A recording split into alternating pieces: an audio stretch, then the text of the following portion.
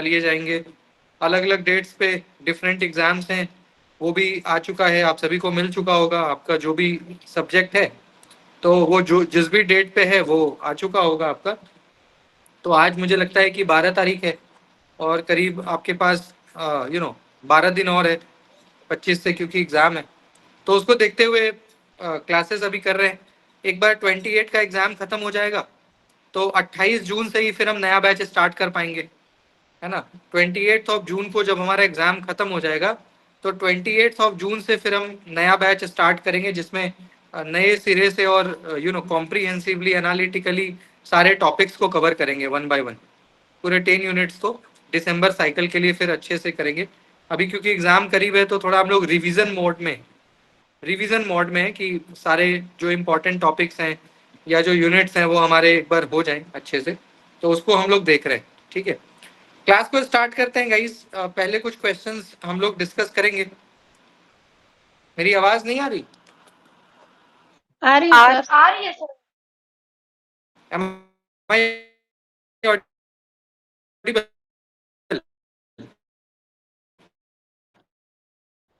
ठीक है सरिता मैम, एक बार क्लास लेफ्ट करके आप फिर से आएंगे तो सर आपको आएगा आवाज।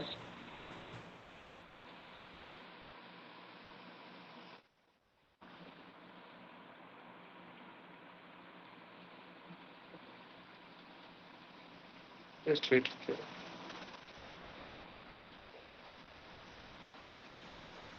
एक सेकेंड गाइज, मैं स्क्रीन आपके साथ शेयर कर रहा हूँ, just wait for a second.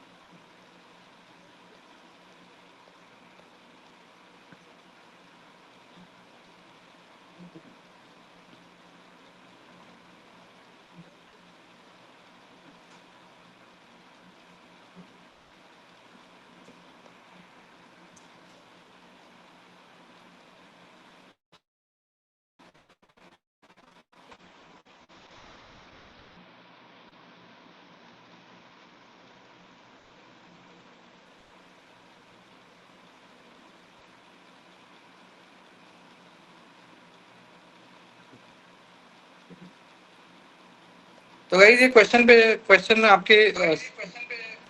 आपको दिख रहा होगा स्क्रीन पे, कई सारे क्वेश्चंस हो रहे हैं, सारे प्रीवियस ईयर क्वेश्चंस हैं। तो इसको एक बार हम लोग डिस्कस करेंगे ना। यहाँ पे गाइज क्वेश्चन नंबर 1 आपके स्क्रीन पे नजर आ रहा होगा आपको। जो पहला क्वेश्चन है हमारा, वो कह रहा है कि what is the name of the software application that facilitates building an early accessible bookmark warehouse that becomes searchable to members और द पब्लिक।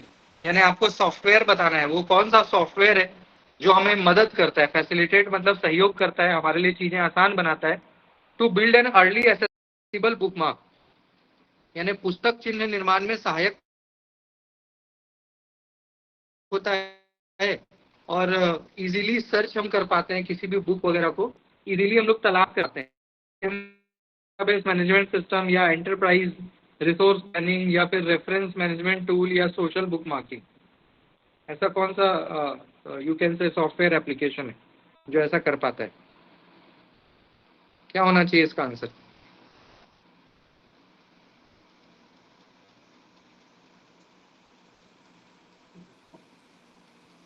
इसका जो करेक्ट आंसर है गाइज वो social book marking. Social book marking जो है ये एक तरह का आप कह सकते हो कि डेडिकेटेड ऑनलाइन प्लेटफॉर्म है। सोशल बुक मार्किंग यानी ऑप्शन नंबर डी, ये एक सामाजिक पुस्तक चिन्ह है ना, जिसके मदद से हम लोग इजीली बुक वगैरह को मार्क करते हैं और आपको किताब वगैरह इजीली मिल जाता है, सर्च आप कर पाते हो, आपके लिए जो कई सारे बुक्स हैं, कंटेंट है, वो एसेसिबल हो पाता है सोशल बुक मार्किंग के थ्रू, क्योंकि आप इसके थ्रू कंटेंट को स्टोर कर सकते हो, ऑर्गेनाइज कर सकते हो, टैग कर सकते हो, ताकि आप कभी भी उसको यूज कर पाए, एसेसिबल आपके लिए हो सके। ठीक है, तो इसलिए ये एक पॉपुलर सोशल साइट है जिसके थ्रू हम लोग बुक्स वगैरह को या किसी भी चीज़ को जो ऑनलाइन अवेलेबल है उसको हम लोग सर्च कर पाते हैं. So it's a kind of web page, एक तरह का वेब पेज है सोशल बुक मार्किंग. ठीक है. नेक्स्ट क्वेश्चन है गाइस, यहाँ पे आपको मैच करना है. पहला है states with the highest number of universities, यानी ऐसा स्टेट जहाँ पे सबसे ज्यादा यूनिवर्सिटी है. दूसरा है state with the lowest number of universities. तीसरा है state with the highest GER यानी ग्रॉस एनरोलमेंट रेशियो, सकल अनुपात ना, सकल नामांकन अनुपात, यानी जो एडमिशन का रेशियो इसी को कहते हैं ना, gross enrolment ratio in higher education. और चौथा है states with the highest GER in the higher education. ऐसा ग्रॉस एनरोलमेंट रेशियो का मतलब क्या है कि किसी राज्य में कितने बच्चों ने एडमिशन लिया, खास करके क्योंकि यहाँ पे हायर एजुकेशन कह रहा है, मतलब उच्च शिक्षा में यानी ग्रेजुएशन में, 12th के बाद ऐसे कितने विद्यार्थी हैं जिन्होंने उच्च शिक्षा में मतलब कॉलेज में एडमिशन लिया. तो that is called GER, gross enrolment ratio. तो क्या होना चाहिए आंसर?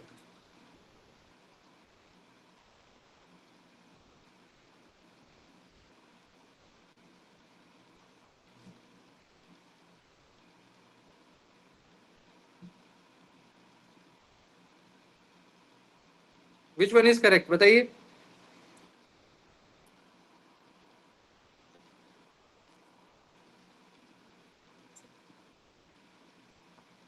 कौन सा sir B option correct. Correct?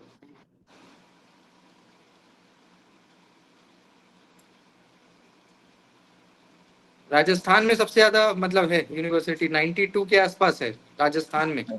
Rajasthan में जो टोटल यूनिवर्सिटीज है वो करीब 92 है. और अगर हम बिहार की बात करें तो बिहार में कम है, 32 के आसपास है. राजस्थान बड़ा भी है ना, क्षेत्रफल की दृष्टि से भारत का सबसे बड़ा राज्य है. एरिया वाइज, एरिया की दृष्टि से, ज्योग्राफिकली भारत का सबसे बड़ा राज्य राजस्थान ही है. But population wise Uttar Pradesh सबसे बड़ा, यूपी, उत्तर प्रदेश. जैसे में राजस्थान में इन चारों में से सबसे ज्यादा तो राजस्थान में ही है, तो बी का तो 2 होगा. तो ऐसे में आपका ऑप्शन नंबर ए और ऑप्शन नंबर डी तो चला गया. उसके बाद दूसरा बोल रहा है स्टेट विद द लोवेस्ट. तो लोवेस्ट कहाँ पे होगा? या तो सिक्किम में होगा या तो मिजोरम में होगा. तो इसका तो खैर 4 ही है, यानी सबसे कम यूनिवर्सिटी इन चारों में से मिजोरम में है. आई थिंक 1 या 2 है. ठीक है. देन तीसरा है state with the highest GER in higher education. Bihar ही होगा. और लोएस्ट जीईआर सिक्किम. तो ऑप्शन नंबर यहाँ पे बी और सी को एज इट इज कर दिया ना, 2 4 3 1. तो बी या सी में से कोई भी एक हो सकता है, टाइपिंग मिस्टेक है. ऑप्शन नंबर बी और सी दोनों एक जैसा ही कर दिया है. तो बी या सी दोनों में से कोई एक हो सकता है, दोनों ही आंसर. इसका आंसर बताइएगा. इस which of the following is not a parameter for ranking according to NIRF. इनमें से कौन ऐसा पॉइंट है जो एनआईआरएफ कंसिडर नहीं करता? एनआईआरएफ का फुल फॉर्म क्या होता है? National institutional ranking framework. National institutional ranking framework ये एक ऐसी संस्था है जो यूनिवर्सिटी को रैंकिंग देता है ना. जैसे हम लोग क्लास में रैंक आता है ना, rank 1, rank 2, rank 3 and so on. इसी तरह से आजकल कॉलेजेस और यूनिवर्सिटी की भी रैंकिंग होती है ना, कि फला यूनिवर्सिटी रैंक 1, फला रैंक 2, रैंक 3, ऐसे है ना. 400 500 उससे भी ज्यादा रैंकिंग मतलब जाता है नंबर 1 पे, नंबर 2 पे. ऐसे ही कॉलेज की भी रैंकिंग होती है. तो कौन करता है? यही करता है, एनआईआरएफ करता है ना. एनआईआरएफ जो है वो क्या करता है? कॉलेजेस की रैंकिंग. ये 2015 से शुरू हुआ है. तो ऐसे में कौन सा ऐसा पॉइंट है जिसको एनआईआरएफ रैंकिंग देते टाइम कंसिडर नहीं करता, यानी एनआईआरएफ के लिए वो मायने नहीं रखता? क्या होना चाहिए? बी होना चाहिए. Sir option number A sir. Hmm.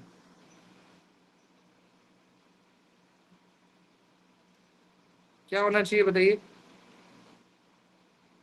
Option number ए यानी कैंपस प्लेसमेंट. पहला है कैंपस प्लेसमेंट, फिर आउटरीच एंड इंक्लूसिविटी, यानी कि किसी भी कॉलेज का क्या आउटरीच है, कहाँ तक आप मतलब कनेक्शन है आपके कॉलेज में, है ना, दूसरे कॉलेजेस से. और कितने आप इंक्लूसिव हो, मतलब हर तरह के बच्चे आपके पास यहाँ आते हैं नहीं आते हैं. आपका रिसर्च कैसा है. और चौथा टीचिंग लर्निंग. तो सी और डी तो देखो होगा ही, क्योंकि किसी भी कॉलेज का रैंकिंग होगा तो उसका रिसर्च तो देखेगा ही ना। किसी भी कॉलेज का या यूनिवर्सिटी का रैंकिंग होगा तो उसका रिसर्च तो देखेगा ही कि वहाँ पे रिसर्च का क्या लेवल है। टीचिंग तो खैर बेस है कि बिना टीचिंग तो खैर देखेगा ही। बचा ए और बी। तो ए और बी ये ऐसे पॉइंट्स हैं जो हो भी सकता है, नहीं भी हो सकता है। तो ए और बी में कमजोर कौन है, मतलब कौन ऐसा है जो नहीं भी होगा तो चलेगा। तो ऑप्शन नंबर ए जो है आपका कैंपस प्लेसमेंट, ये थोड़ा सा वीक पॉइंट है।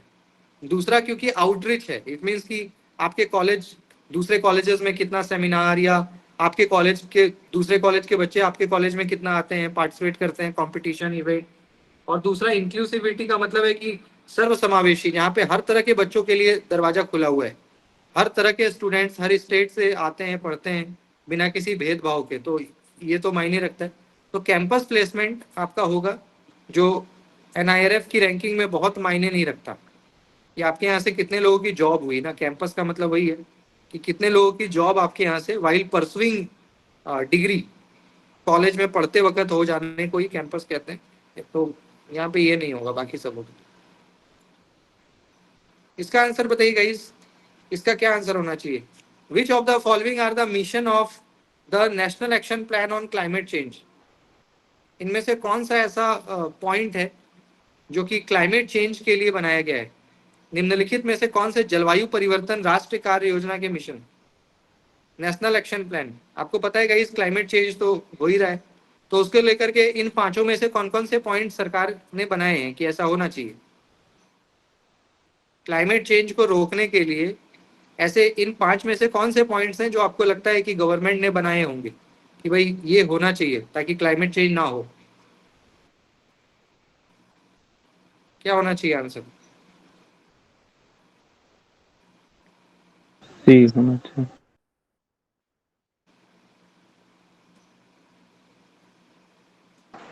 Option number C. हम्म,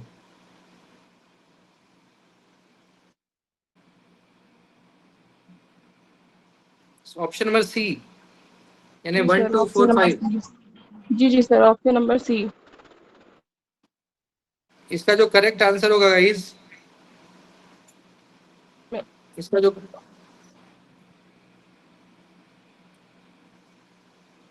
इसका जो करेक्ट आंसर होगा वो ऑप्शन नंबर बी होगा, 1, 2 एंड 4। यानी पहला है नेशनल सोलर मिशन, यानी सौर ऊर्जा को प्रमोट करो, जो आजकल हो रहा है ना सौर ऊर्जा। सौर ऊर्जा मतलब क्या है गाइस, सन से आपका एनर्जी को हम लोग बना रहे हैं, जैसे बिजली वगैरह और जितने भी हमारे सोर्सेस हैं पावर के, उसको हम लोग सोलर से कनेक्ट कर रहे हैं ताकि पॉल्यूशन ज़्यादा ना हो और वाटर का भी ज़्यादा कंजप्शन ना हो। ठीक है, तो ऐसे में सोलर मिशन एक इम्पॉर्टेंट है, ये इको फ्रेंडली, पर्यावरण के साथ मित्रवत है, तो ये तो चल ही रहा है। इसके अलावा ग्रीन इंडिया क्लीन इंडिया है ना, ग्रीन इंडिया क्लीन इंडिया, हरी हर पे ग्रीनरी है। इसके अलावा चॉइस वाटर मिशन, यानी जल मिशन, हर घर जल। आप देख रहे हो कि हर एक जगह पे, आप भारत के किसी भी राज्य में रहते हैं तो अब आपको जो है एक टैप वाटर का सुविधा मिलेगा। कई जगह पे तो आ भी गया है, बड़े शहरों में तो पहले से है। बड़े शहरों में तो पहले से आपको टैप वाटर सरकार देती है ना। एक एक टाइम पे आपको गवर्नमेंट पानी आता है, नदी वगैरह से कनेक्ट होता है, नहरों से। तो वैसे ही गांव वगैरह में भी, क्योंकि वाटर की स्कैरसिटी भारत में भी गहराती जा रही है, बढ़ती जा रही है वाटर स्कैरसिटी, तो ऐसे में ऐसे में क्या है कि सभी को जल मिले, तो समय रहते हमें क्या होगा कि भारत के जो भी रिवर्स हैं उसको इंटरकनेक्ट करके और वाटर फैसिलिटी हमें हर एक जगह पे पहुंचाना होगा।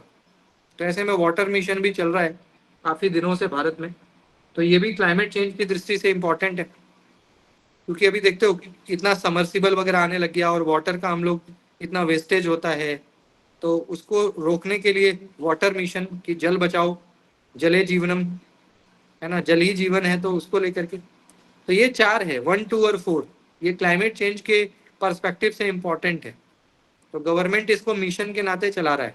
बाकी इसके अलावा वेस्टर्न घाट डेवलपमेंट ऐसा नहीं है, एयर पॉल्यूशन मिटिगेशन ये। तो इसका आंसर बी होगा। ठीक है, बी होगा, ए बी और डी। इसका आंसर बताइएगा इस ये चारों आपके प्रोटोकॉल्स हैं, जिसमें आपका Montreal protocol, Rio summit, Kyoto protocol, Paris, किसमें क्या बातें हुई, मैंने आपको पढ़ाया भी था एक बार, कई बार बताया है क्लास में। तो किसमें क्या बातें थी, मतलब मॉन्ट्रियल में क्या हुआ, रियो को तो पृथ्वी सम्मेलन भी कहते हैं ना, क्योटो प्रोटोकॉल में क्या बातें हुई, पेरिस में, तो सभी को मैच करना है, किससे क्या मैच होगा। जैसे मॉन्ट्रियल में ओजोन के बारे में बात हुई थी कि ओजोन के डिप्लेशन को रोकना है, ओजोन क्षरण को कैसे हम कम करें, रोकें। तो ए का तो 4 कुछ हो सकता है, ए का 4, क्योंकि मॉन्ट्रियल प्रोटोकॉल जो 1987 में हुआ था, तो उसमें ओजोन की रक्षा कैसे हो, जो ओजोन लेयर में हमारा छेद हो रहा है ना, ब्लैक होल हो रहा है ओजोन में, तो उसके प्रोटेक्शन की बात की गई थी मॉन्ट्रियल में। इसके अलावा और बताइए किसमें क्या बातें हुई थी।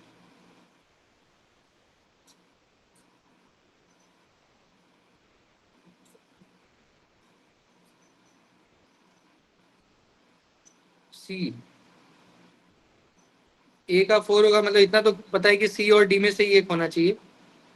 तो क्योटो प्रोटोकॉल का आप बता रहे हैं कि emission of green house gases, हाँ यही है।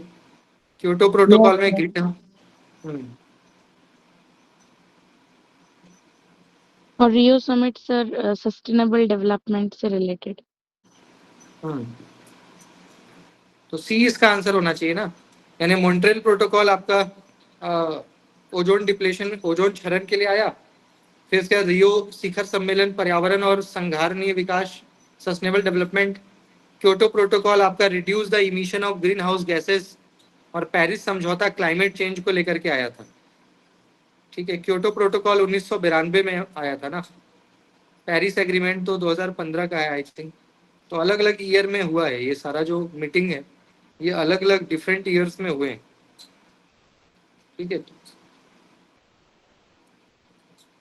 पेरिस एग्रीमेंट भी 2015 में ये अडॉप्ट किया गया, और इसमें climate change mitigation and adaptation, तो इसका आंसर सी होगा, सी इज द करेक्ट आंसर, सी इसका आंसर।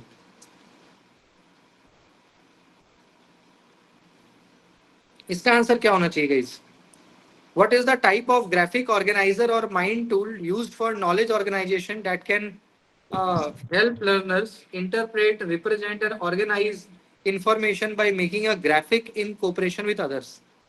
यानी कौन सा ऐसा इन चार में से कौन सा ऐसा ऑप्शन है जो कि एक ग्राफिक ऑर्गेनाइजर है, ग्राफिक मतलब ऑनलाइन इंटरनेट से रिलेटेड, या माइंड टूल है जो कि हम यूज करते हैं नॉलेज को ऑर्गेनाइज करने में, ताकि वो हम लोगों को यानी लर्नर को हेल्प करे चीज़ों को इंटरप्रेट करने में, रिप्रेजेंट करने में, ऑर्गेनाइज करने में, by making a graphic in cooperation. यानी कि ग्राफिक के थ्रू होता है ना आज के टाइम पे, जो हम लोग 3D एनिमेशन ग्राफिक के थ्रू किसी भी कंटेंट को इजी बनाने के लिए बड़ा मज़ेदार है, ये हेल्पफुल होता है ना ग्राफिक्स बनाना, ग्राफिक के यानी मैप के थ्रू, लाइनिंग्स के थ्रू, ड्रॉ करके समझना। तो ऐसा कौन सा ये ऑप्शन है जो आपको इसमें मदद करता है, जहाँ पे आप चीज़ों को इजीली समझ भी पाते हो, इंटरप्रेट भी कर पाते हो, ऑर्गेनाइज भी कर पाते हो, और समझ में भी आ जाता है, कोई भी कॉन्सेप्ट इजीली आपके समझ में भी आ जाता है, और आपकी मेमोरी में भी रहता है for a long time, durability भी उसकी ज़्यादा होती है। तो विच one is correct, Sir, concept option mapping. number A, sir.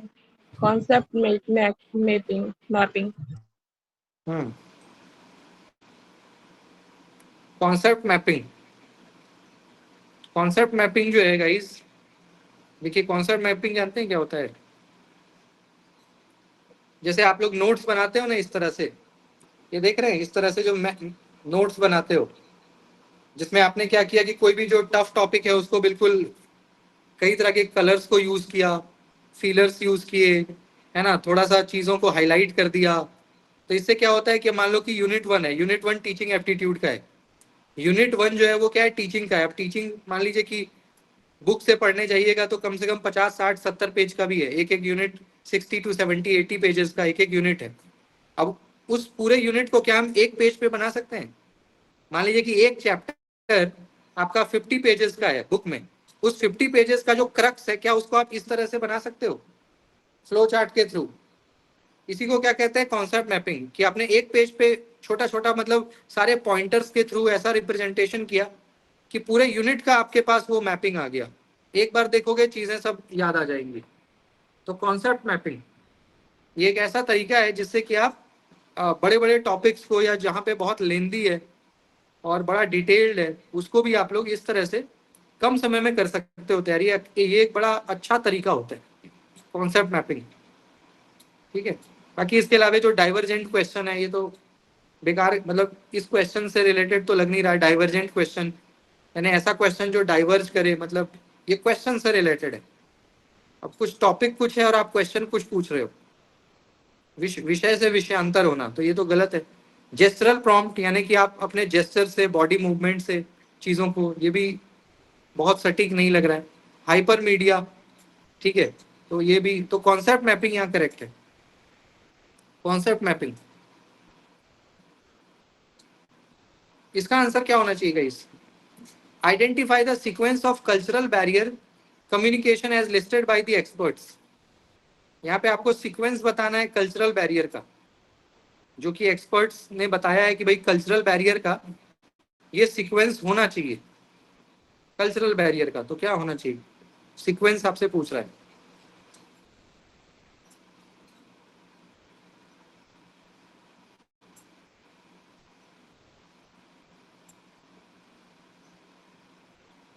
Which one is correct?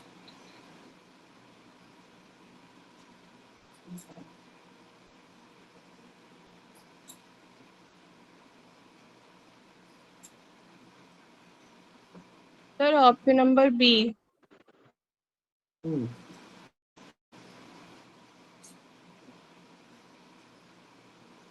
35421 ji sir.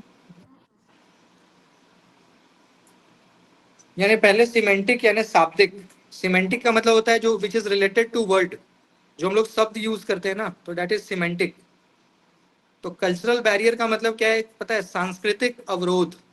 सांस्कृतिक अवरोध, अवरोध का मतलब क्या होता है? Multiple culture. जैसे इस क्लास में ही देखो, हम सभी लोग अलग अलग स्टेट्स के हैं।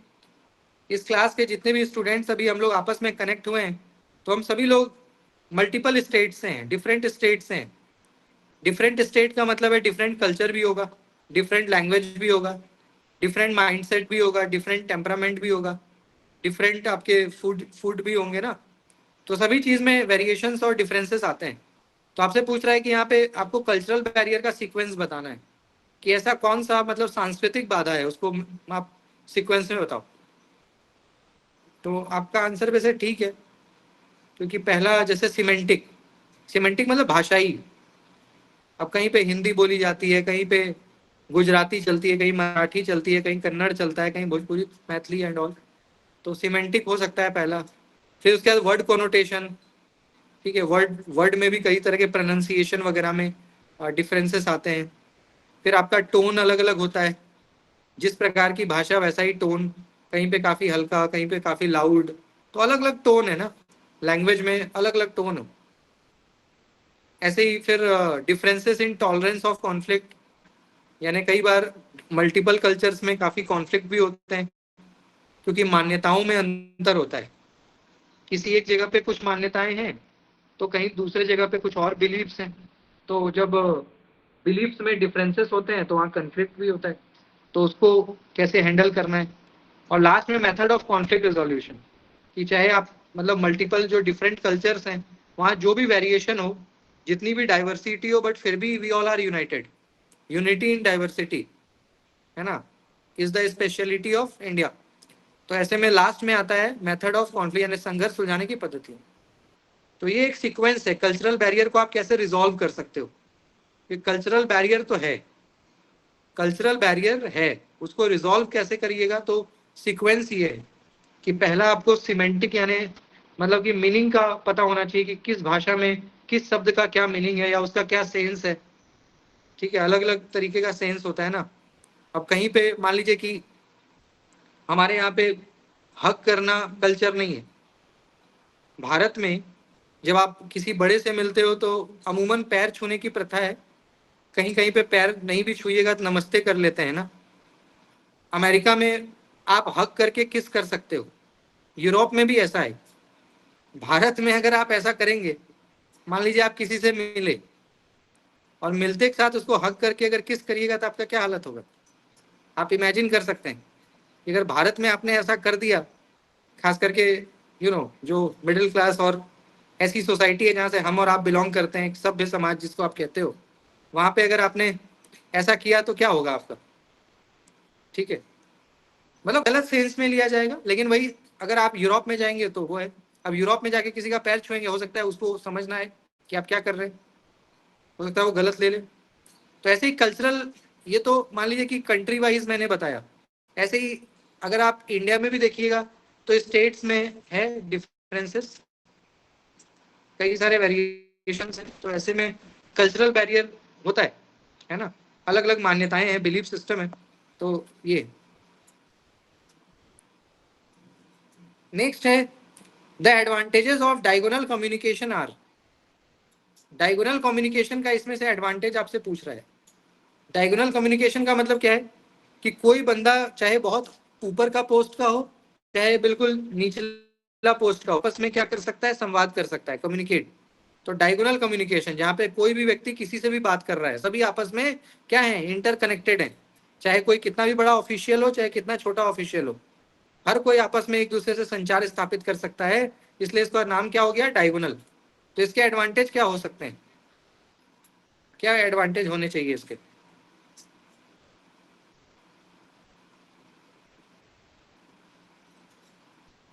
Sir, option number C, sir. Second, fourth, and fifth only. Second, fourth और फिफ्थ, यानी साइड ट्रैकिंग, मोरल बूस्टिंग और कोऑर्डिनेशन। क्योंकि देखिए अगर हम एलिमिनेट भी करें तो जैसे एनोमी है, अराजकता। अराजकता का मतलब क्या है? एनार्की, जहाँ पे कोई किसी की बात नहीं सुन रहा है, एक दूसरे को कोई लॉ ही नहीं है, जहाँ कोई कानून नहीं है, जहाँ कोई संविधान नहीं है, जहाँ कोई कोड ऑफ कंडक्ट नहीं है, तो अराजकता। तो ये तो गलत है, इसको काटिए। रेसिस्टेंस, तो अगर तीसरा भी हम लोग अगर कट कर दें तो तीसरा किस में है? ऑप्शन नंबर ए और बी में। तो ए और बी तो चला गया, बचा सी और डी। तो सी और डी में जैसे मोरल बूस्टिंग होना चाहिए, कोऑर्डिनेशन, इसके अलावा रेसिस्टेंस होना चाहिए या साइड ट्रैकिंग, क्या होना चाहिए? रेजिस्टेंस या साइड ट्रैकिंग में कौन ज्यादा, मतलब मोर अप्रोप्रिएट कौन सा है, ज्यादा उचित कौन होगा? सी। नहीं, टू तो नहीं होगा सर, क्योंकि टू में थ्री वाला है ना, अराजकता। तो टू तो नहीं होगा। क्या होना चाहिए इसका आंसर बताइए? ऑप्शन नंबर सी या डी में से ही कोई एक है? सी। डी होगा ना, डी होगा। Sir, C होगा sir. Second, fourth, and fifth only. D में भी तो सेकंड, 3 नंबर वाला ऑप्शन है, अराजकता वाला, तो सी ही आंसर होगा उसका।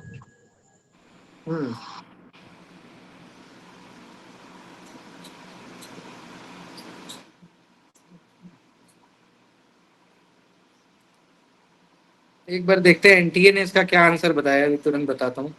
एनटीए ने जो इसका आंसर बताया वो बी, डी और ई है, यानी सी होगा इसका आंसर। सी, ठीक है, सी सी इसका आंसर होगा ना। इसका जो करेक्ट आंसर है वो सी होगा। ठीक है, चलिए। तो गाइज ये क्वेश्चन है सारे, मतलब आज कई सारे क्वेश्चंस हमने किए। थोड़ा मैं आपको रिवीजन करा रहा हूँ अभी सारे जो हमारे टॉपिक्स हैं। तो रिसर्च एप्टीट्यूड है, टीचिंग मैंने आपको बताया था, लास्ट क्लास में लोग टीचिंग कर रहे थे, और टीचिंग में मैंने आपको बहुत सारी बातें बता दी। टीचिंग का डेफिनेशन बता दिया, कैरेक्टरिस्टिक्स बता दिए, और इवैल्यूएशन बता दिया, टाइप्स ऑफ इवैल्यूएशन यानी मूल्यांकन के प्रकार बता दिए, ब्लूम्स टेक्सोनॉमी बताया, सीबीसीएस बताया, है ना। तो कई सारी चीज़ें हमने उसमें की, कैरेक्टरिस्टिक्स ऑफ लर्नर, ये सारी चीज़ें हमने की। अब यूनिट 2 को थोड़ा हम लोग रिवाइज करते हैं। यूनिट 2 हमारा क्या है गाइस? Research aptitude. तो रिसर्च एप्टीट्यूड, क्योंकि हम लोग हर दिन अभी क्वेश्चन तो बनाते ही है, पीवाईक्यूज वगैरह सॉल्व करते हैं, तो आप उसमें देखते हो कि किस तरह के क्वेश्चन आपके आते हैं, एक्सपेक्टेड क्वेश्चंस क्या हैं। तो ऐसे में रिसर्च एप्टीट्यूड में क्या है कि जो सबसे इंपॉर्टेंट है, जहाँ से क्वेश्चन आपका आता है, वो टाइप्स ऑफ रिसर्च से क्वेश्चन आता है। हाइपोथेसिस, हाइपोथेसिस से भी क्वेश्चन आपका आता है, सैम्पलिंग से क्वेश्चन जरूर आता है, सैम्पलिंग यानी प्रतिचयन, ठीक है, और ऐसे ही हाइपोथेसिस टेस्टिंग वगैरह। तो ऐसे कुछ टॉपिक्स हैं जहां से आपके क्वेश्चन आने की प्रबल संभावना होती है। रिसर्च में क्या है कि रिसर्च का मतलब क्या होता है, री प्लस सर्च, और रिसर्च का मतलब है जो समकालीन यानी जो रेलिवेंट प्रॉब्लम्स हैं सोसाइटी में, जो प्रासंगिक समस्याएं हैं, अभी की समस्या यानी 2025 में क्या समस्या है, रिसर्च में हमेशा आपको रेलिवेंस रखना है, रेलिवेंस को मेंटेन रखना है, मतलब जो प्रासंगिकता है, जो नई बातें हैं, जो नई चीजें हैं, 2025 में क्या बातें चल रही हैं, क्या दिक्कत है, क्या समस्या है, किस तरह के अवसाद से हम लोग घिरे हुए हैं, उसका समाधान आप देंगे तो that would counted as research. जो ऐसी प्रॉब्लम्स हैं जिसके ऑलरेडी मान लीजिए सॉल्यूशन आ चुके हैं, या जिसका आज कोई प्रासंगिकता अब नहीं बचा, पहले था लेकिन अब उसका कोई ऐसा वो अब प्रॉब्लम नहीं है, उसका सॉल्यूशन आ चुका है, तो उस पर रिसर्च करके आपको बहुत लाभ नहीं होगा, वो रिसर्च में काउंट ही नहीं होगा। तो रिसर्च में क्या है ना कि जो नए प्रॉब्लम्स हैं, क्योंकि डेली बेस पे कुछ ना कुछ नए चैलेंजेस, नई चुनौतियां, नई समस्याएं आती हैं, तो उसका भैया नया समाधान भी हमें चाहिए। तो रिसर्च इसलिए कॉन्टिन्यूटी में होता रहता है, ये एक कॉन्टिन्यूअस प्रोसेस है जो कि सतत चलते रहता है ना, जैसी समस्या वैसा समाधान। तो समस्या का पता भी लगाइएगा तो रिसर्च करना पड़ेगा, और समस्या के बाद समाधान भी ढूंढोगे तो रिसर्च करोगे। तो रिसर्च क्या है, एक अम्ब्रेला टर्म है, एक प्रक्रिया है, एक प्रोसेस है जो आपको रास्ता बताता है, एक तरीका बताता है कि आप कैसे पहले प्रॉब्लम्स को आइडेंटिफाई करो और उसके बाद सॉल्यूशन को भी ढूंढो, ताकि आप सोसाइटी को फैसिलिटेट कर सकें विभिन्न सामाजिक समस्याओं का समाधान प्रदान करके। ऐसे में कई सारे इसके टाइप्स भी मैंने आपको बोले, जैसे प्योर रिसर्च बोला था, फंडामेंटल रिसर्च भी जिसको आप कहते हो, एक्सप्लोरेटरी। तो टाइप्स ऑफ रिसर्च में से पहला हमारा प्योर रिसर्च है।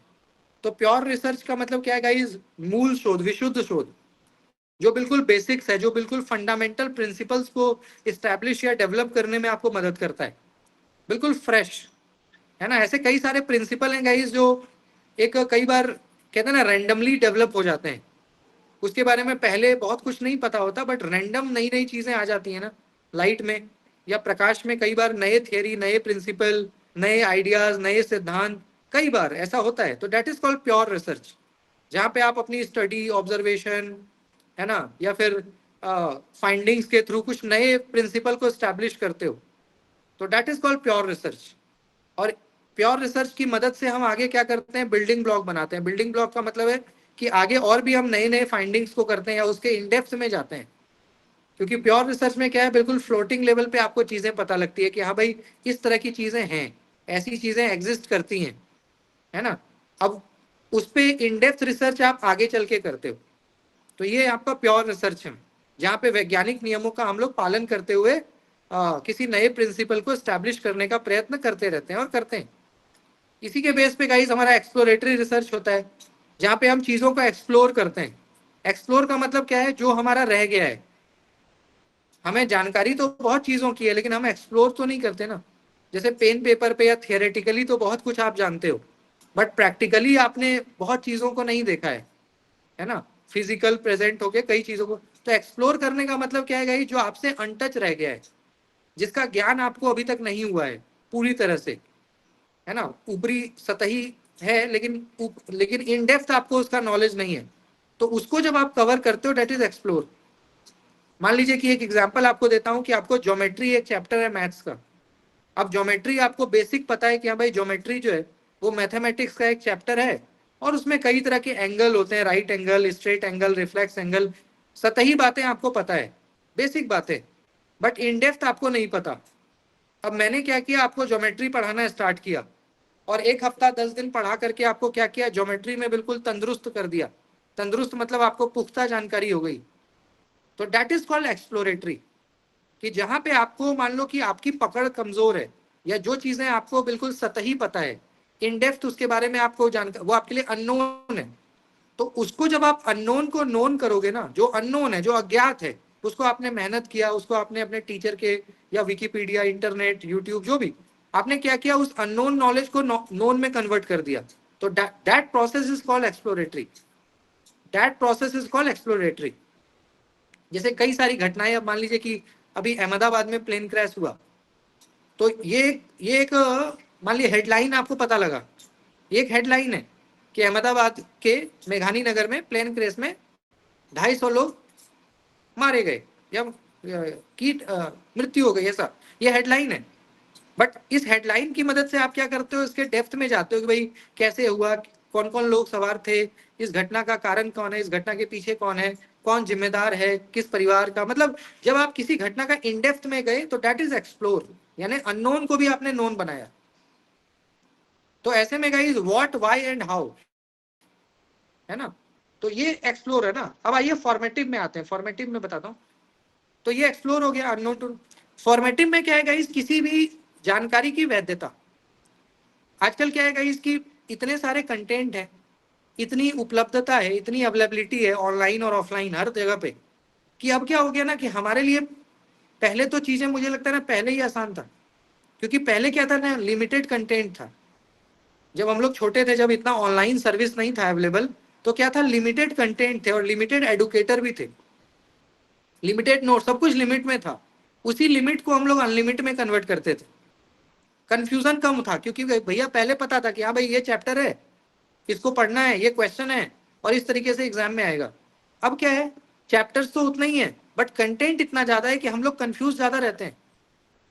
ये जो समय चल रहा है इसको हम लोग एज ऑफ कंफ्यूजन भी कह सकते हैं। एज ऑफ इंफॉर्मेशन के साथ साथ ये एज ऑफ कंफ्यूजन भी है, क्योंकि दुनिया का हर एक व्यक्ति कंफ्यूज है।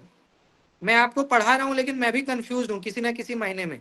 अपने जीवन में कुछ ना कुछ ऐसा है जिसको लेके मैं कंफ्यूज हूं, टू बी और नॉट टू बी के सिचुएशन में हूँ कि मुझे ये करना चाहिए कि नहीं करना चाहिए, मुझे क्लास पढ़ाना चाहिए कि नहीं पढ़ाना चाहिए, मुझे ये कर, टू बी और नॉट टू बी में हम, क्योंकि उसका कारण क्या है कि इतना इंफॉर्मेशन है, उसको फिल्टर करने का हमारे पास ऐसा कोई मैकेनिज्म नहीं। तो हम सभी लोग कंफ्यूज हैं, ये पढ़ें कि वो पढ़ें, इस चैनल को फॉलो करें कि इस चैनल को फॉलो करें, ये किताब अच्छी है कि ये किताब अच्छी है, ये एडुकेटर अच्छा है कि ये एडुकेटर अच्छा है। मतलब वी ऑल आर कंफ्यूज्ड, क्योंकि गाइस नंबर्स ज्यादा है ना, किताबों की संख्या ज्यादा है, पढ़ाने वालों की संख्या, मतलब हर चीज इतना ज्यादा हो गया कि अब हम कंफ्यूज हैं, ज्यादा साधन उपलब्ध हो गए।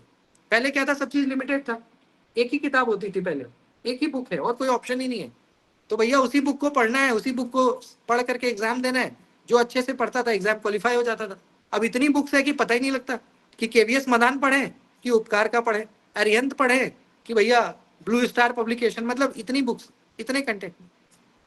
तो फॉर्मेटिव में क्या होता है ना कि हम वैलिडिटी की जांच करते हैं, जो इंफॉर्मेशन आता है, कई तरह की चीजें आती हैं, तो वैधता, ये भी तो रिसर्चर की ड्यूटी है ना कि आप किसी भी घटना का मतलब कि वैधता का जांच करो कि वो वैलिड भी है कि नहीं, या वो हाइपर रियलिटी है। क्योंकि आज के दौर में चैट जीपीटी और एआई के दौर में, है ना, और इस तरह के दौर में क्या होता है कि हम लोग कई बार कंफ्यूज हो जाते हैं, क्योंकि भाई एनिमेशन का टाइम है। अब जो चीजें मान लीजिए कि नहीं भी है, जो चीजें रियल नहीं है उसको भी रियल बना दिया जाता है ना, जो चीजें रियल नहीं है विच इज नॉट रियल, उसको भी हम लोग एनिमेशन 3D इस तरह की चीजों को यूज करके क्या करते हैं, रियल बना देते हैं। तो ऐसे में फॉर्मेटिव रिसर्च आपकी मदद कर सकता है, जहां पे आप किसी भी इंफॉर्मेशन के वैलिडिटी को जांचते हो कि भाई ये यथार्थ को कि ट्रू भी है या नहीं है, ट्रू और नॉट ट्रू, तो उसके लिए भी रिसर्च करना होगा। तो ऐसे में व्हाट, व्हाई एंड हाउ, क्या, क्यों और कैसे, किसी भी घटना के 3 चीज को आप फोकस करिए कि ये घटना क्या है, ये घटना क्यों घटित हुआ, कैसे हुआ। तो इससे क्या होता है ना कि आपको पता लग जाता है कि घटना सही भी है या ये ऐसे ही मतलब कि ख्याली पलाव है, पता लग जाता है। इसके बाद एक होता है guys descriptive research. Descriptive research में क्या होता है, वर्णनात्मक शोध, जहां पे गाइस हम डिस्क्राइब, डिस्क्रिप्टिव में क्या होता है ना, जहां पे डिस्क्राइब का मतलब क्या होता है, जहां पे आप चीजों को डिफाइन करना, आप चीजों को डिफाइन करना। जैसे मान लीजिए कोई भी सिचुएशन है, या कोई भी, मान लो आप बुक पढ़ रहे हो, मैंने आपको कोई किताब दे दिया और मैंने कहा कि इस किताब का मैं आपको रिव्यू लूंगा, इस किताब को पढ़ो और इस किताब का जो रिव्यू है वो मुझे लिख के दो, या मुझे बताओ कि इस किताब में क्या बातें हैं। तो दैट इज कॉल्ड डिस्क्रिप्टिव। और अगर हम इसको रिसर्च की दृष्टि से देखें तो रिसर्च में क्या है कि कोई भी रिसर्च प्रॉब्लम, जब आप रिसर्च करते हो तो किसी ना किसी प्रॉब्लम पे ही तो करोगे ना।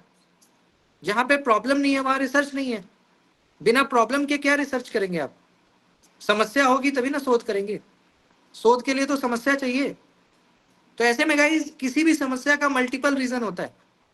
मान लीजिए कि मुझे किसी प्रकार की समस्या है, किसी भी प्रकार की, तो किसी समस्या का कभी एक कारण नहीं होता, समस्या एक होते हैं लेकिन कारण अनेक होते हैं उसको, समस्या एक लेकिन कारण अनेक,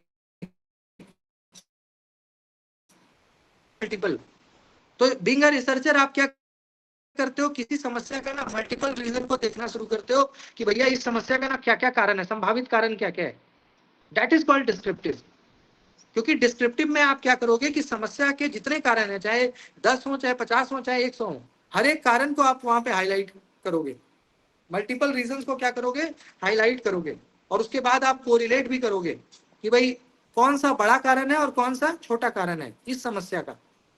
तो ये डिस्क्रिप्टिव में आपको करना होता है।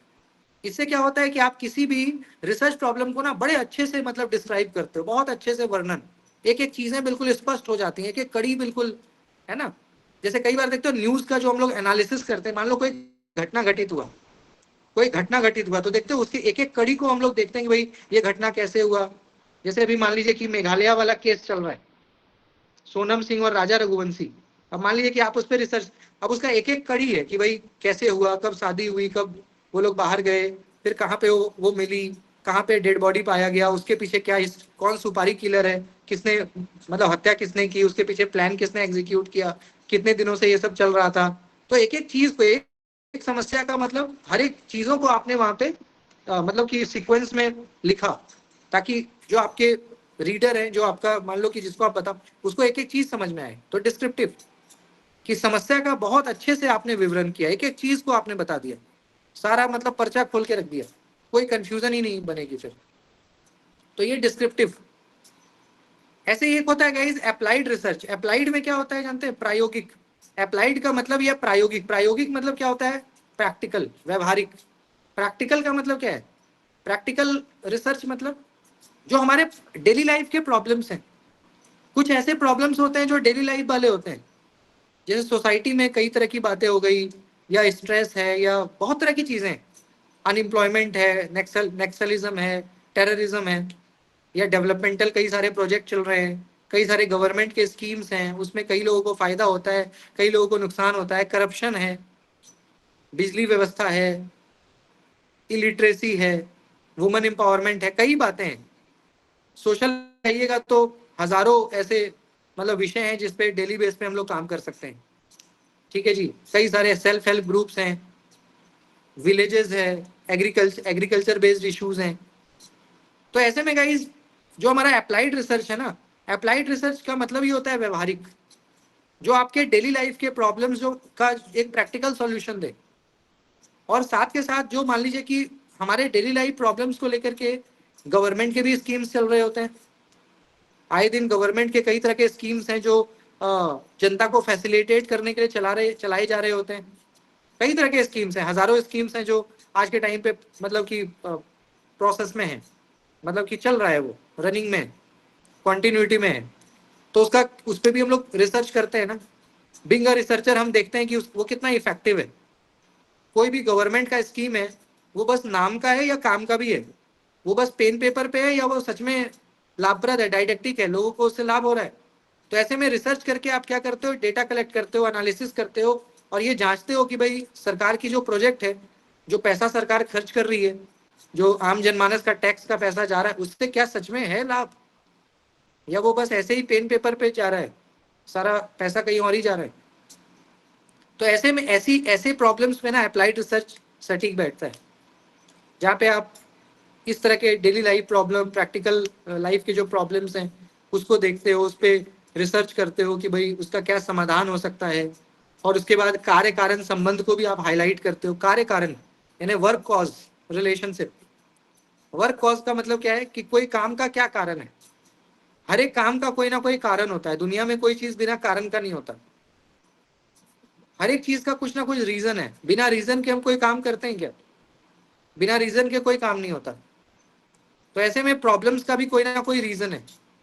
तो ऐसे में वर्क कॉज रिलेशन, कि कोई भी चीज हो रहा है तो उसके पीछे का क्या कारण है, उसके क्या रिजल्ट्स आ रहे हैं। तो इस तरह से हम लोग अप्लाइड रिसर्च करते हैं। और बहुत सब्टल लेवल पे ये होता है। सब्टल मतलब एकदम सैंपल साइज इसका बहुत बड़ा होता है अप्लाइड का, जहाँ पे हम मैक्सिमम पॉपुलेशन को टच करने की कोशिश करते हैं।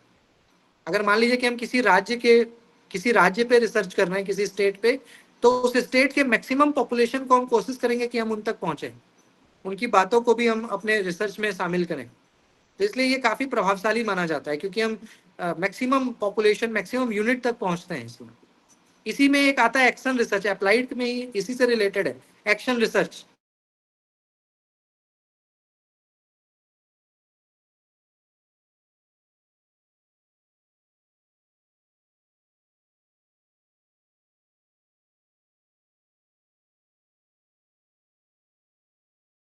ऐसे में आप क्या करिएगा, एक्शन रिसर्च। तो समय कम है, तो कम समय में अगर आपको रिजल्ट देना है तो आप क्या करिएगा, अपना सैंपल छोटा कर दीजिए। अगर आपको 10,000 लोगों पे काम करना है, 10,000 को छोटा करके 50 पे ही काम कर लीजिए। उसी 50 के बेस पे 10,000 को एक जनरलाइज कर दो कि हाँ भाई 50 लोगों की अगर ये समस्या है तो करीब करीब 10,000 की भी यही समस्या होगी। तो एक्शन रिसर्च में हम क्या करते हैं, समय कम होता है तो सैंपल साइज छोटा करके और अपने फाइंडिंग्स को हम लोग कर लेते हैं ताकि उसका रिजल्ट है। ठीक है। ऐसे ही इसमें एक होता है गाइस डायग्नोस्टिक रिसर्च। डायग्नोस्टिक का मतलब क्या है, निदानात्मक शोध। डायग्नोस्टिक का मतलब क्या है, निदानात्मक। निदान मतलब क्या होता है, सॉल्यूशन। सॉल्यूशन किसका दीजिएगा, प्रॉब्लम का ही ना। तो डायग्नोस्टिक क्या करता है ना, प्रॉब्लम पे ज्यादा फोकस करता है कि भाई जड़ क्या है, किसी भी समस्या का जड़, कि भाई ये प्रॉब्लम आया क्यों, ये प्रॉब्लम ओरिजिनेट कैसे हुआ। तो डायग्नोस्टिक में हम क्या करते हैं, प्रॉब्लम के ना मतलब कि रीजंस को हम लोग ज्यादा फोकस करते हैं। कोई भी प्रॉब्लम है, मान लीजिए कि हम सभी लोगों के लाइफ में कुछ ना कुछ प्रॉब्लम्स होती हैं, तो हम प्रॉब्लम्स पे तो फोकस करते हैं बट उसके रीजन को शायद ही जानने की कोशिश करते हैं, भाई इसका रीजन क्या है। अगर हमारे जीवन में कोई प्रॉब्लम है तो इसका रीजन क्या है। अगर रीजन समझ जाएंगे आप तो समाधान खुद ब खुद मिल जाएगा ना आपको। बीमारी का पता लगेगा तभी ना दवाई आपको चलेगा। डायरिया है और दवा आप जो है टाइफाइड का लेंगे तो कहाँ से ठीक होगा। तो डायरिया है तो डायरिया का पता तो लगना चाहिए ना कि डायरिया ही है, तभी ना उसका दवाई चलेगा। तो डायग्नोस्टिक में क्या होता है कि भैया जो रियल प्रॉब्लम्स हैं उसका पता लगाना, ताकि प्रॉब्लम्स का पता लगा के आप उसका पॉजिटिव चेंज उसमें कर सको। तो ये रिसर्च होता है बेसिकली प्रॉब्लम्स को फाइंड आउट कि भाई क्या क्या प्रॉब्लम्स हैं, प्रॉब्लम को फोकस करता है ताकि उसमें फिर हम लोग सकारात्मक परिवर्तन कर पाए, निदान कर पाए, समाधान कर पाए। ठीक है। लास्ट है गाइस एक एम्पेरिकल रिसर्च। एम्पेरिकल मतलब होता है अनुभविक शोध, जो एक अनुभव या प्रयोग के आधार पे होता है। जैसे साइंस वगैरह में होता है ना, लैब में, साइंस लेबोरेटरी, अब तो ऑनलाइन लैब भी आ गया ना, ई यंत्र एंड ऑल। तो लैब में जो होता है जिसमें हम लोग हीट एंड ट्रायल करते हैं, हीट एंड ट्रायल, किसी एक समस्या का समाधान करने के लिए 50 बार कोशिश, 50 बार अलग अलग तरीके से कोशिश करते हैं, कोई एक तो सही होगा। जैसे मान लो मैंने आपको एक मैथ्स का क्वेश्चन दिया, मैंने आपको मैथ्स का एक क्वेश्चन दिया, अब आपने क्या किया, उस क्वेश्चन को बनाने के लिए अलग अलग तरह से प्रयास किए, 10 10 12 15 तरीका से प्रयास किया, कोई एक तरीका भी अगर सही हो गया तो आप सक्सेस हो गए। तो साइंस लैब में क्या होता है, यही होता है ना। जब हम लोग बचपन में, हम सभी लोग 10 तक तो गए हैं ना साइंस लैब, हम सभी लोग क्लास 10 तक तो लैब गए हैं, physics lab, chemistry lab, biology lab. उसके बाद शायद कुछ लोगों ने आर्ट्स ले लिया, कुछ ने अलग अलग, बट 10 तक तो सबका साइंस था। तो 10 तक तो सब लोग, हम लोग फिजिक्स, केमिस्ट्री, बायोलॉजी लैब जाते थे।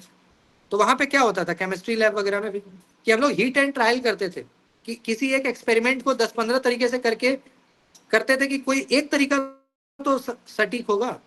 अगर कोई एक तरीका भी सही हो गया तो हो गया सक्सेस हमारा एक्सपेरिमेंट। तो वो एम्पेरिकल। और इसमें दूसरा है अनुभव के आधार पे। कई बार गाइस कुछ ऐसे प्रॉब्लम्स होते हैं ना जिसका समाधान अनुभव होता है। अब मान लीजिए कि गाइस मैंने पीएचडी कर ली, मेरे जीवन का जो अनुभव है वो मैं आपको बता सकता हूँ। मेरे से जो और 10-15 साल सीनियर हैं, उनके पास मेरे लाइफ का कई सारे प्रॉब्लम का सॉल्यूशन जो मुझे पढ़ करके मिलेगा वो उनके पास ऐसे ही मिल जाए। या मान लीजिए आपके जो छोटे भाई बहन हैं जो अभी 12th में हैं, अगर आपके कोई छोटे हैं जो 12th में है, 10th में है, तो उनको आप बहुत अच्छे से गाइड कर सकते हो, क्योंकि आपने अपने लाइफ के जो मिस्टेक्स किए आपको समझ में आ गया कि मैंने क्या गलती की अपने लाइफ में। तो आप किसी अपने जो 10 साल छोटे हैं, 5, उसको आप बता सकते हो कि यार ऐसा मत करना वरना बहुत लाइफ में पीछे हो जाओगे। तो अनुभव, अनुभव जो होता है ना, अनुभव में कई तरह का समाधान शामिल होता है। जिसको जितना अनुभव है वो उतना प्रॉब्लम का आपको सॉल्यूशन बता पाएगा, जिसको हम, तो अनुभव बहुत मायने रखता है। तो ये भी रिसर्च में आपके मतलब मददगार साबित होता है, अनुभव, आपका एक्सपीरियंस, ऑब्जर्वेशन, चीजों को ऑब्जर्व करना।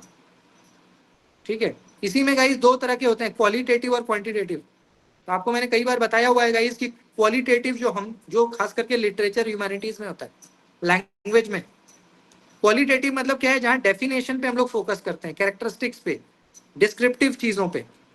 जबकि क्वांटिटेटिव मतलब मात्रात्मक होता है, जहां पे हम नंबर्स पे फोकस करते हैं, आंकड़ों पे। क्या भाई कितने लोग आज मारे गए, तो 250। कितने प्रतिशत लोग देश में गरीब है, कितने प्रतिशत लोग ऐसे हैं। तो जहां पे नंबर्स, परसेंटेज, जो मैथमेटिक्स वाला टर्म है, वो अगर ज्यादा यूज आप करिएगा ना, तो क्वांटिटेटिव रिसर्च हो जाएगा, यानी मात्रात्मक, परिमाणात्मक। और अगर लैंग्वेज के स्टूडेंट, लैंग्वेज के बच्चों को मैथमेटिक्स से तो मतलब होता नहीं ज्यादा। अगर मान लीजिए कि आप साहित्य का कोई विषय है, तो उसमें मैथ्स का तो कोई यूज है नहीं। उसमें तो आप चीजों का वर्णन करोगे, डिस्क्राइब करोगे, उसके गुणों पे फोकस करोगे, है ना, चीजों को अच्छे से लेंदी में, डिटेल में एक्सप्लेन करोगे। तो वो क्वालिटेटिव है, गुणात्मक, जहाँ गुणों की ज्यादा चर्चा है, और क्वांटिटी में मात्रा, संख्या, मैथमेटिक्स। तो ये दो अलग अलग मेथड्स हैं रिसर्च के। ये डिपेंड करता है कि आपका सब्जेक्ट क्या है। तो जैसा सब्जेक्ट, उस तरह का आपका मेथड। अगर आप मैथमेटिक्स से हैं, इकोनॉमिक्स से हैं, स्टैटिस्टिक्स से हैं, पॉलिटिकल साइंस से भी हैं, तो वहाँ पे क्वांटिटेटिव लग जाएगा। अगर आप इंग्लिश है, हिंदी है, उर्दू है, संस्कृत है, वहाँ क्वालिटेटिव चलेगा, गुणात्मक। तो विषय और आपका विषय के साथ साथ हम कह सकते हैं कि एक तो विषय, और विषय के साथ साथ जो है आपका शोध समस्या पे डिपेंड करेगा कि आपका किस तरह का शोध विधि आप लगाओगे। तो जैसा समस्या वैसा शोध विधि, वैसा रिसर्च मेथड। ठीक है, जैसा subject as research method would be used. ठीक है, तो ये गाइज आज मैंने आपको थोड़ा ये रिवाइज करा दिया, जिसमें मैंने आपको डेफिनेशन भी बताया, और डेफिनेशन के साथ साथ मैंने आपको ये भी बता दिया, टाइप्स ऑफ रिसर्च क्वेश्चन भी किए। तो ये बाकी मैं अभी एग्जाम तक गाइज लाइव भी आ रहा हूँ, फेसबुक वगैरह पे, यूट्यूब पे भी कोशिश कर रहा हूँ। तो वहां पे भी आप जुड़ सकते हो। मैं कल से कोशिश करूंगा कि हर दिन लाइव आके भी कुछ ना कुछ टॉपिक बताऊं। तो आप में से सभी लोग होंगे सोशल मीडिया वगैरह पे, तो वहां पे भी आप लोग आके चीज़ों को, कुछ क्वेश्चन वगैरह कराऊंगा उधर, तो उस पर भी आप जुड़ सकते हो। तो फेसबुक पे आजकल कम लोग होते हैं ना। आप में से सब लोग इंस्टाग्राम पे होंगे, मुझे लगता है ज़्यादातर लोग। आप में से कितने लोग फेसबुक यूज़र हैं? Please raise your hand. Insta user तो सभी होंगे, इंस्टाग्राम पे तो है सभी लोग।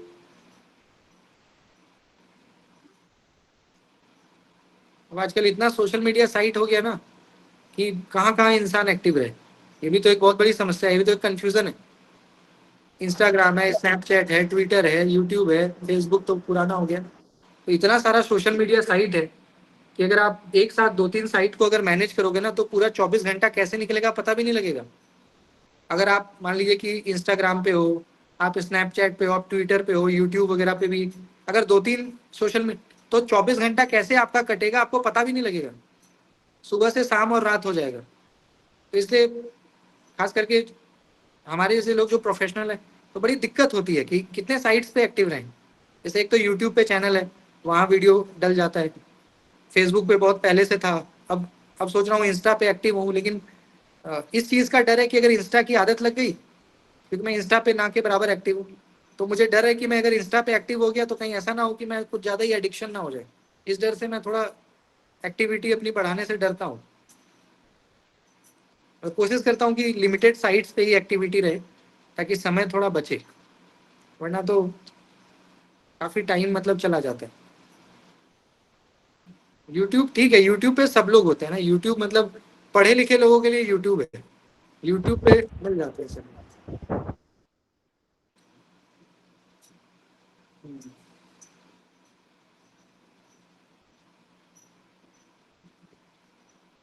चलिए यूट्यूब पे ही फिर मैं करता हूँ। सर आपका जर्नी टू जेआरएफ के अलावा भी कोई चैनल है? Journey to JRF Upasana ma'am चलाती हैं, अभी क्लास में है, वो क्लास रिकॉर्ड करके डालती है। मेरा तो डायनेमिक प्रोफेसर है। जर्नी टू जेआरएफ भी अपना ही चैनल है, उपासना मैम उसको होस्ट करती हैं, मतलब वही चलाती हैं। तो सारे रिकॉर्डिंग क्लास के वही डालती हैं, उनके चैनल पे डलता है। जर्नी टू जेआरएफ को सब्सक्राइब कर लीजिए। और सर आपका चैनल? वो मेरा ही चैनल है, वो भी अपना ही सब है मेरा। वैसे मेरा जो पर्सनल है वो डायनेमिक प्रोफेसर्स के नाम से है, dynamic professors. But journey to JRF को ही आप फॉलो करिए, वहीं पे मैम डालती हैं, मतलब उपासना सर मैम मैं डालती वही रिवीजन करती हूँ। हाँ सर मैं वही रिवीजन करती हूँ, जो प्रीवियस वीडियोस देखने मतलब हाँ हाँ देखना जो जरूरी है। वो डालती हैं उपासना मैम का नेट क्वालिफाई